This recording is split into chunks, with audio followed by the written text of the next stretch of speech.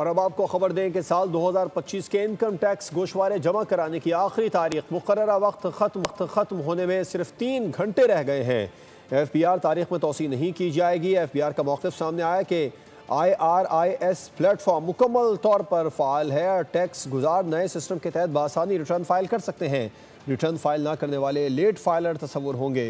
Return file ना कराने वालों पर कानून के मुताबिक जुर्माने भी होंगे। साल 2025 के इनकम टैक्स गोशवारे जमा कराने की आखिरी तारीख मुकर्ररा वक्त ख़त्म होने में सिर्फ 3 घंटे रह गए हैं। FBR के मुताबिक तारीख में तोसी नहीं की जाएगी।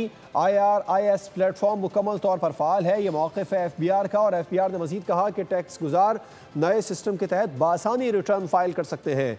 रिटर्न फाइल ना करने वाले लेट फाइलर तस्वुर होंगे और रिटर्न फाइल ना कराने वालों पर कानून के मुताबिक जुर्माने भी होंगे। साल 2025 के इनकम टैक्स गोशवारे जमा कराने की आज आखिरी तारीख है। सब्सक्राइब करें और बेल दबाएं ताकि कोई खबर रह न जाए।